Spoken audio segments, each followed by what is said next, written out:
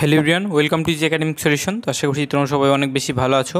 তো আজকের কাছে আমরা আলোচনা করব তোমরা যারা ষষ্ঠ থেকে নবম শ্রেণীর শিক্ষার্থী আছো, তোমাদের এই অর্ধবার্ষিক পরীক্ষায় গণিত বিষয়ে কোশ্চেনটা কীভাবে আসতে পারে এবং কোন অংশে কত নাম্বার থাকবে। তো দেখো, এখানে তোমাদের এই গণিত বিষয়ে তোমাদের একক কাজ হিসেবে বিভিন্ন অ্যাসাইনমেন্ট, তারপরে অভিজ্ঞতা ভিত্তিক ছক পূরণ, অনুশীলনীর বিভিন্ন প্রশ্নের উত্তর করতে হবে এবং এর পাশাপাশি অভিজ্ঞতা ভিত্তিক যে সমস্যার সমাধান করতে হবে এবং বিভিন্ন কুইজও তোমাদের থাকতে পারে।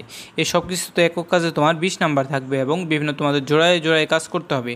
তো যে শিখন মূল্যায়ন দেখছো, এখানে মোট 60% নাম্বার থাকবে। তো এখানে যে একক কাজ, তারপর বিভিন্ন যে জোড়ায় কাজে, তারপর দলীয় কাজ যে অংশগুলো দেখছো, এগুলো কিন্তু তোমাদের এই 6 মাস করিয়েছে বিভিন্ন স্কুলে, এবং যাদের করায়নি তাদের আবার শিক্ষকরা হয়তো বা করাবে।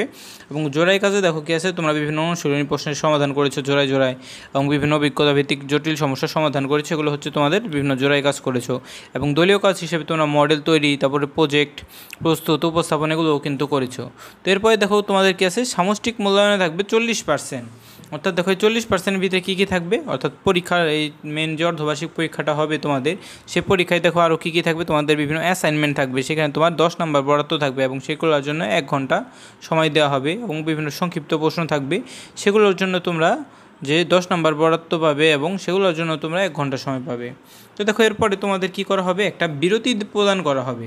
এই অর্ধবার্ষিক পরীক্ষাটা যে তোমাদের শুরু হবে 3 তারিখ থেকে, সেখানে তোমরা একটা কীভাবে যে অ্যাসাইনমেন্ট করবে এবং তোমরা সংক্ষিপ্ত প্রশ্ন 2 ঘন্টায় করবে, এবং 2 ঘন্টা করার পর তোমাদের 30 মিনিটে একটা বিরতি পাবে তোমরা। এবং এই বিরতির পর দেখো তোমাদের দলীয় কাজ করা হবে, অর্থাৎ তোমরা কয়েকজন দলগতভাবে একটা কাজ করবে। সেটা হতে পারে বিভিন্ন তোমার পোস্টার প্রেজেন্টেশন বা একটা সমস্যার সমাধান, সেখানে তোমার 10 নাম্বার বরাদ্দ থাকবে এবং সেটার জন্য তুমি সময় পাবে হচ্ছে তোমার 1 ঘন্টা।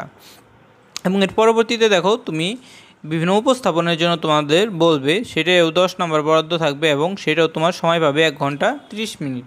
এভাবে মূলত তোমাদের অর্ধবার্ষিক পরীক্ষায় মূল্যায়ন হবে। তো তোমরা অনেকেই টেনশন ছিল যে তোমাদের প্রশ্নের ধরনটা কীভাবে হবে এবং কীভাবে তোমাদের এই মূল্যায়ন কার্যক্রমটা পরিচালনা হবে। তো এই ছিল তোমাদের মূল্যায়ন কার্যক্রমটা কীভাবে পরিচালনা হবে সেটা, এবং তোমাদের প্রশ্নের ধরনটা, অ্যাসাইনমেন্ট, সংক্ষিপ্ত প্রশ্ন এবং দলীয় কাজ ও উপস্থাপন, এগুলো দ্বারাই মূলত তোমাদের কোশ্চেনটা তৈরি করা হবে।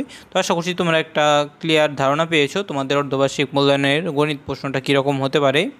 তো এই চ্যানেলে কিন্তু তোমাদের যে অর্ধবার্ষিক পরীক্ষার আগের দিনে তোমরা কিভাবে তোমাদের যে নির্দেশনা অনুযায়ী তোমাদের যে মেন সমাধানটা আছে, সেই সমাধানটা কিন্তু পেয়ে যাবে। তাই এখনই তোমরা যারা এই চ্যানেলটিকে সাবস্ক্রাইব করনি, দ্রুত সাবস্ক্রাইব করে নাও, কারণ সাবস্ক্রাইব করলে তোমরা সবার আগে এই চ্যানেলে তোমাদের সমাধানগুলো পেয়ে যাবে। তো আশা করছি তোমরা বুঝতে পেরেছো। তো আজকে এ পর্যন্তই। তো এই ভিডিওটি যদি তোমাদের ভালো লেগে থাকে এবং ভিডিওটি দেখে যদি তোমরা নতুন কিছু জানতে পারো এবং ভবিষ্যতে আরও নতুন নতুন বিষয় জানতে চাও, তাহলে অবশ্যই ভিডিওটিতে একটি লাইক দাও এবং চ্যানেলটিকে সাবস্ক্রাইব করলো, এবং ভিডিওটি কেমন লাগলো অবশ্যই কমেন্ট বক্সে কমেন্ট করো। তো সবাইকে ধন্যবাদ জানিয়ে আজকে এখানেই শেষ করছি। পরবর্তী ক্লাসে আমরা অন্য একটা বিষয় নিয়ে আলাপ আলোচনা করব। ধন্যবাদ সবাইকে।